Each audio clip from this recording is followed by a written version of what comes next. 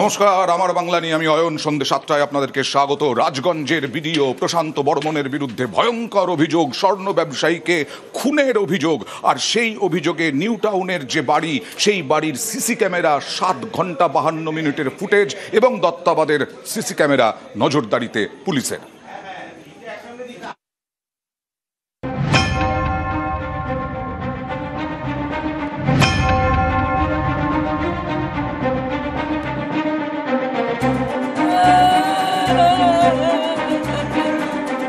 স্বপন কামিল্লা, বাড়ি পশ্চিম মেদিনীপুরের দাঁতনে। সল্টটেকের দত্তাবাদে সোনার দোকান। অভিযোগ, গত 28শে অক্টোবর এই সোনা ব্যবসায়ীকে অপহরণ করা হয়, নিয়ে যাওয়া হয় নিউ টাউনের বহুতলে। 30শে অক্টোবর নিউ টাউনের যাত্রাগাছি থেকে ক্ষতবিক্ষত দেহ উদ্ধার হয়। এরপর 1 নভেম্বর জলপাইগুড়ির রাজগঞ্জের বিডিও প্রশান্ত বর্মনের বিরুদ্ধে খুনের অভিযোগ দায়ের করে নিহতের পরিবার। এই ঘটনায় তদন্তকারীদের নজরে সিসি ক্যামেরার ফুটেজ। সেখান থেকে মিলেছে চাঞ্চল্যকর তথ্য। 28শে অক্টোবর দুপুর 12:52 সল্টটেকের দত্তাবাদ থেকে নীলবাতি লাগানো একটি সাদা গাড়িতে তোলা হয় সোনা ব্যবসায়ী স্বপন কামিল্লাকে। সেখানে ছিল আরো একটি কালো গাড়ি। দুপুর 1:20 সিসি ক্যামেরা ফুটেজে দেখা গিয়েছে দুটি গাড়ি থামে নিউ টাউনের বহুতলের সামনে। সাদা গাড়ি থেকে নামানো হয় সোনা ব্যবসায়ীকে। অভিযোগ, কলার ধরে তাকে বহুতলের ভিতরে নিয়ে গিয়ে মারধর করা হয়। সেই সময় কালো গাড়ি থেকে নামেন বেশ কয়েকজন, তারাও ভিতরে ঢুকে যান। সিসি ক্যামেরার ফুটেজে আরো দেখা গিয়েছে বহুতলের সামনে থামে 3টি বাইক। বাইকে যারা ছিলেন তারাও বহুতলের ভিতরে ঢোকে। এই যে ভদ্রলোক কি এসেছিলেন, কবে এসেছিল? কদিন আগে এখানে ছিল। এখানে আমি দোকান থাই বিয়ে নাকি বলছিল, চুরি করছিল কি টাকা মারছিল। এখানে বুঝছিলি আর লোক ভিতরে ছিল আর গেট বন্ধ করে তারপর অজ্ঞান হয়েছিল। আমি তো দেখছি একজন। আর ছবিটা দেখাচ্ছি, এই ছবিটা, এই ভদ্রলোক কি মারছিলেন? ও লোক ছিল, ও লোক ছিল। ইনিও সবাই মিলে মেরেছে। অভিযোগ, গত মঙ্গলবার দুপুরে নিউ টাউনের ফ্ল্যাটে নিয়ে যাওয়া হয় সোনা ব্যবসায়ীকে। এরপর দুপুর গড়িয়ে সন্ধে, তারপর রাত তখন 9:15। সিসি ক্যামেরা ফুটেজে দেখা গিয়েছে সোনা ব্যবসায়ীকে নিউ টাউনের ফ্ল্যাট থেকে টেনে হিঁচড়ে চ্যাংদোলা করে বের করা হচ্ছে, তোলা হচ্ছে গাড়িতে। এর একদিন পর 30শে অক্টোবর যাত্রাগাছি থেকে উদ্ধার হয় সোনা ব্যবসায়ী স্বপন কামিল্লার ক্ষতবিক্ষত দেহ। গোটা ঘটনার রহস্য যে মারধর থেকে শুরু করে এই ফ্ল্যাটের মধ্যে হয়েছিল, এমনটা যেহেতু পুলিশ মনে করেছে, এখনো পর্যন্ত সেই কারণে পুলিশের পক্ষ থেকে বেশ কিছু সিসি ক্যামেরা ফুটেজ যেমন তারা সংগ্রহ করেছে এবং সেখানে কিন্তু এই সমস্ত চাঞ্চল্যকর ফুটেজের তথ্য অনুযায়ী উঠে আসছে।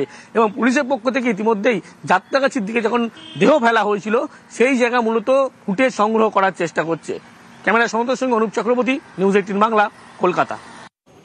রাজগঞ্জের বিডিওর বিরুদ্ধে চাঞ্চল্যকর অভিযোগ। আর যার বাড়িতে, অর্থাৎ রাজগঞ্জের বিডিওর বাড়িতে নাকি সোনা চুরি হয়েছিল, সেই সোনা যিনি চুরি করেছিলেন তার বিস্ফোরক স্বীকারোক্তি দেখুন।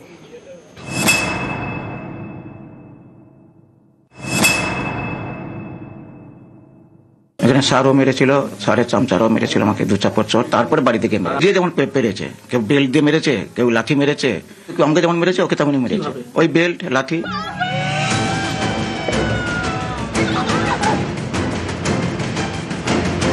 সল্টলেকের দত্তাবাদ থেকে সোনা ব্যবসায়ীকে অপহরণ, তুলে নিয়ে যাওয়া হয় নিউ টাউনের বহুতলে। এর একদিন পর নিউ টাউনের যাত্রাগাছি থেকে সোনা ব্যবসায়ী স্বপন কামিল্লার ক্ষতবিক্ষত দেহ উদ্ধার হয়। এ নিয়ে জলপাইগুড়ির রাজগঞ্জের বিডিও প্রশান্ত বর্মনের দিকে আঙুল তোলেন নিহত সোনা ব্যবসায়ীর বাড়িওয়ালা। একই অভিযোগ করেন প্রত্যক্ষদর্শী। এবার বিস্ফোরক সোনা চুরিতে অভিযুক্ত অশোক কর।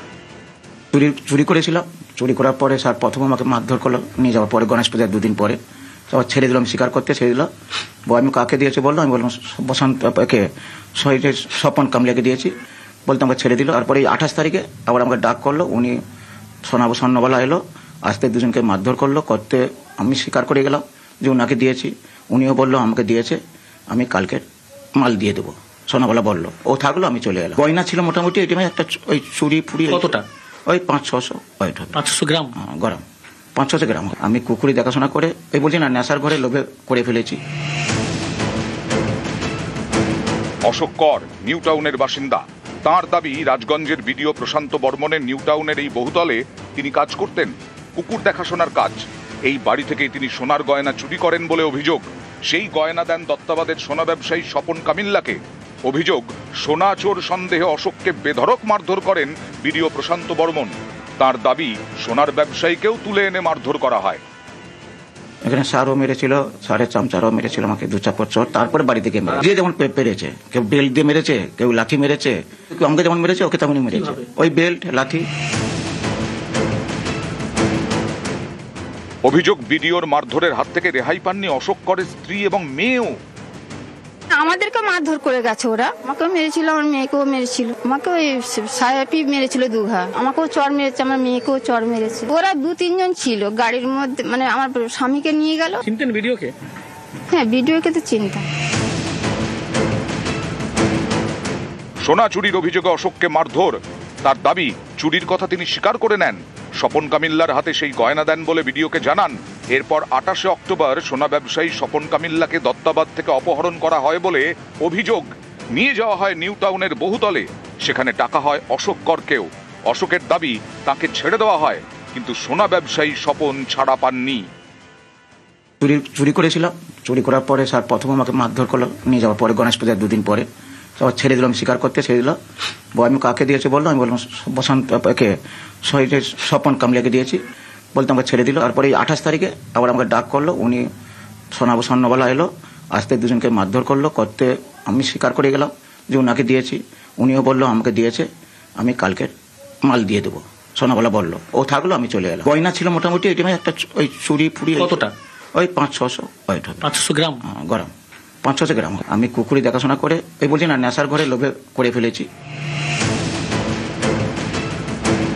ক্যামেরায় সনত মিশ্রের সঙ্গে অনুপ চক্রবর্তী, নিউজ 18 বাংলা।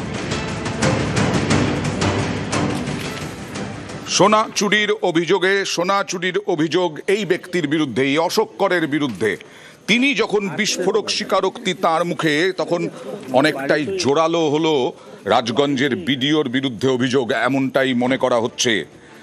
কারণ এই সোনা ব্যবসায়ীকে ছেড়ে দেননি প্রশান্ত বর্মন, ছেড়ে দিয়েছিলেন বাড়ির মালিককে, ছেড়ে দিয়েছিলেন এই চুরির অভিযোগে অভিযুক্ত অশোক করকে। মারধর করেছিলেন, সেটা তো দেখাচ্ছেন অশোক কর। রাজগঞ্জের বিডিও এবং তার দলবলের বিরুদ্ধে অভিযোগ উঠেছে। তার আজকে তিনি অফিসেও যাননি, তিনি বিডিও অফিসে, তার রাজগঞ্জের বিডিও অফিসে এসআইআর আবহ, সেই এসআইআর এর কাজ চলছে, তা আজকেও তিনি অনুপস্থিত ছিলেন। এই নিয়েও জল্পনা বাড়ছে।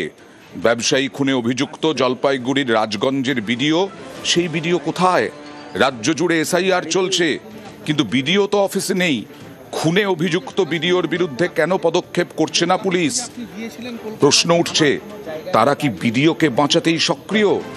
শোনা যাচ্ছে যে চুনোপুটিদের ধরতে নাকি বেশি সক্রিয়। চুনোপুটি কারা? Driver, muscleman, security.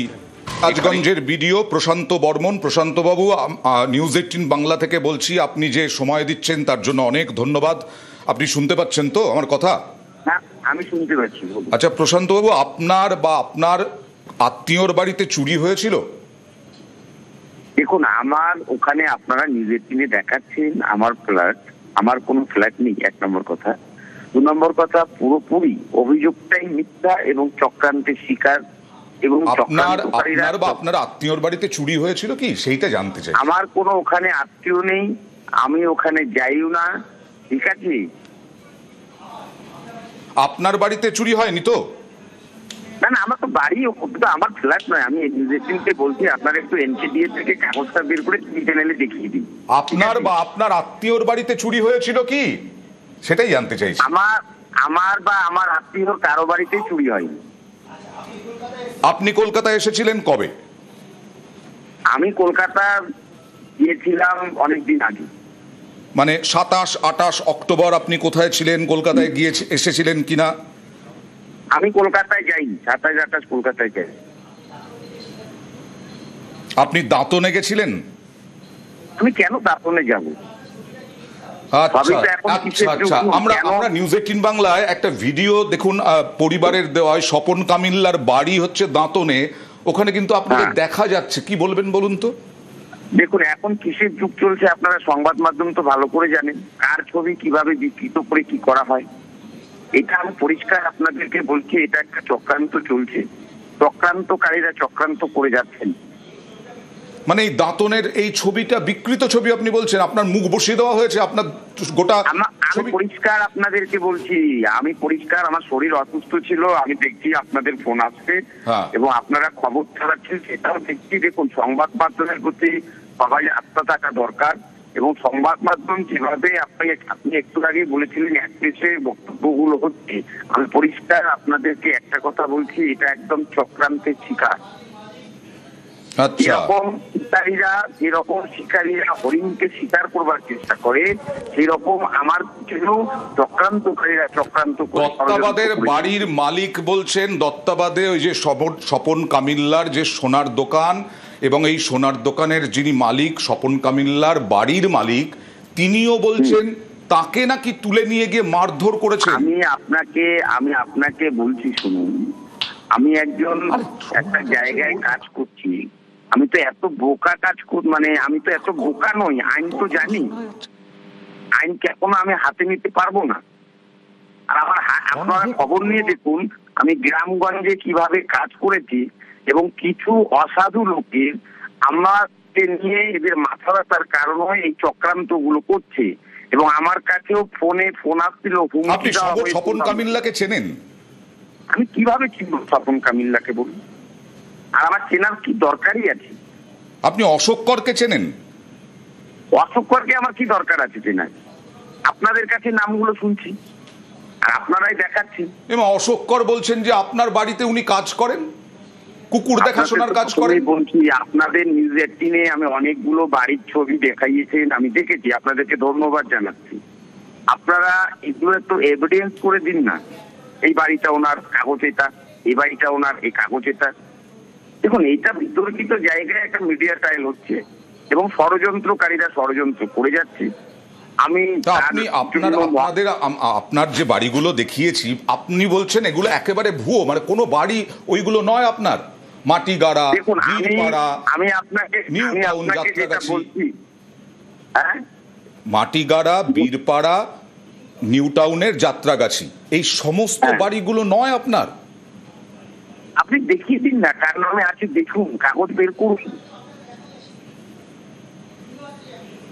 আমি প্রশান্ত বর্মন আপনার বাড়িতে গিয়ে ঘুমালে ওই বাড়ি তো আমার হয়ে যাবে। মাটিগাড়ার বাড়িতে তো আপনাকে দেখা গেছে।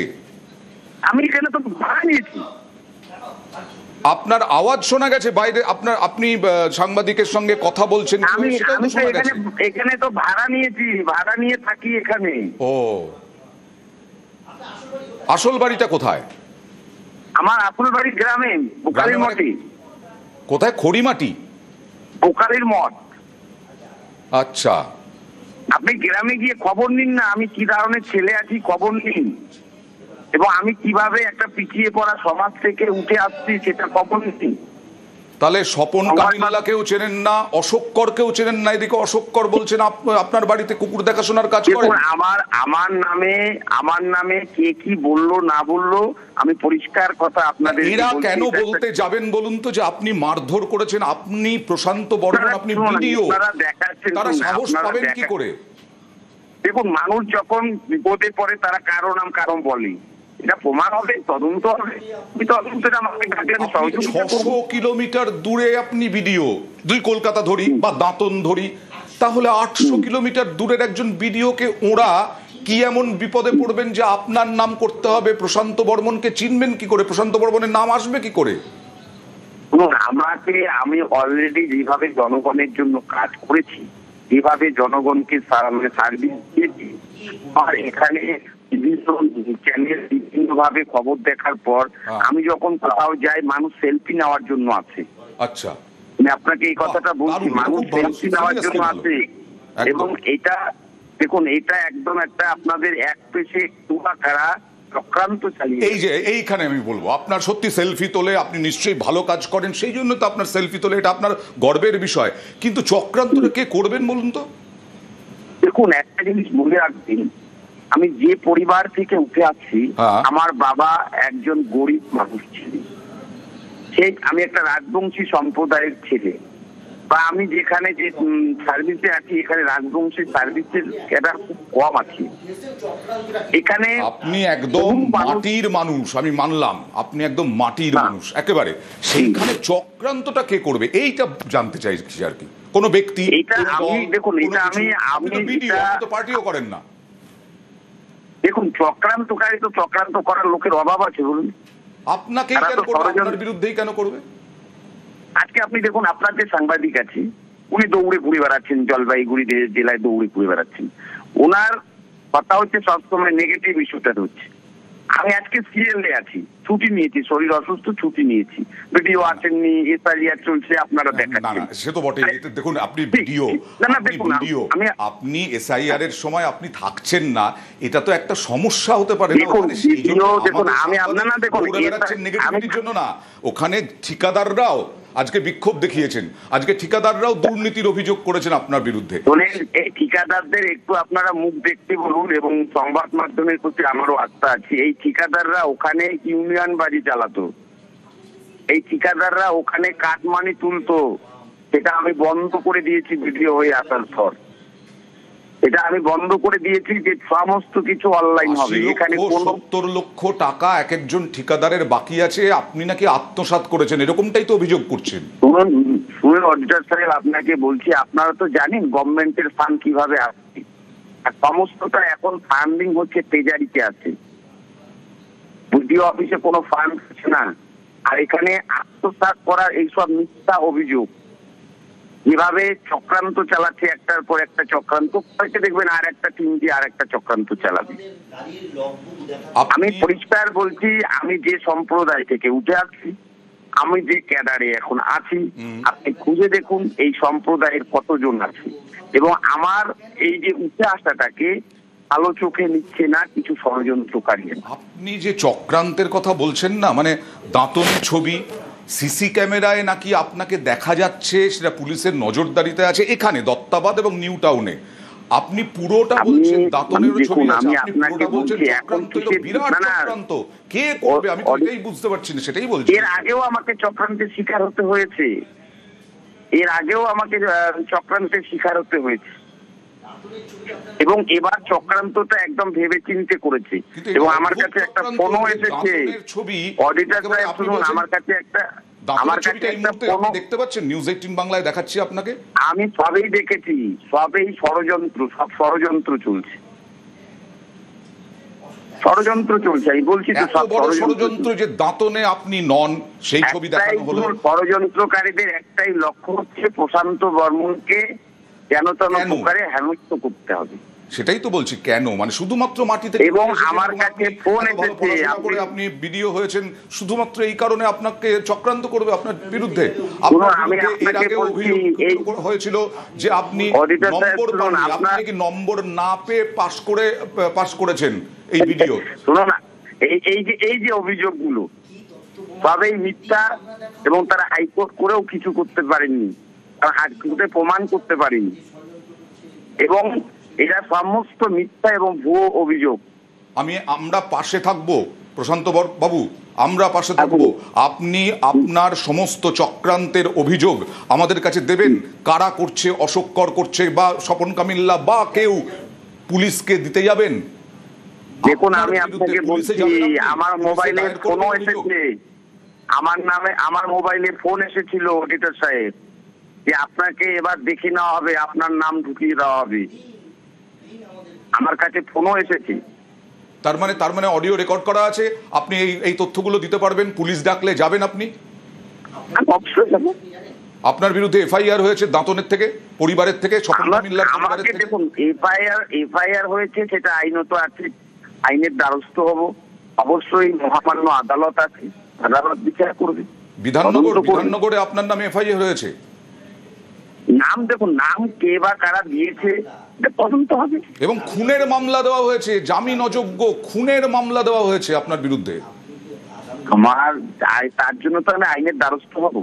আগামী জামিনের ব্যবস্থা করবেন? না না, আমি তদন্ত সহযোগিতা করব, তদন্ত যেখানে এগোবে সেখানে সহযোগিতা করব, সব রকম সহযোগিতা আমার তরফ থেকে থাকবে। পুলিশ কি যোগাযোগ করেছিল আপনার সঙ্গে? যারা ষড়যন্ত্র করছে, এই ষড়যন্ত্রকারীরা কদিনের জন্য হাসবে এবং আবার তারা অন্যভাবে আবার চক্রান্ত করার চেষ্টা করবে।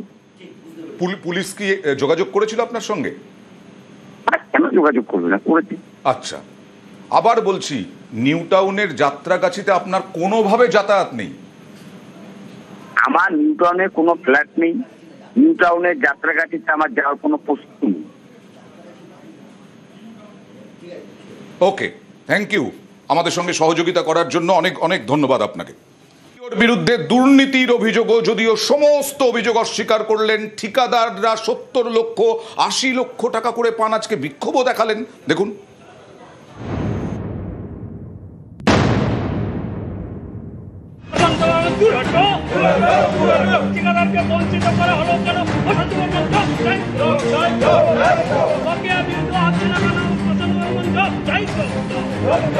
যেদিন থেকে এসছে সেদিন থেকেই উনি বলতে গেলে একরকম চুরি শুরু করছে, এক কথায়। জলপাইগুড়ি রাজগঞ্জের বিডিও প্রশান্ত বর্মন, তার বিরুদ্ধে সোনা ব্যবসায়ী খুনের চাঞ্চল্যকর অভিযোগ।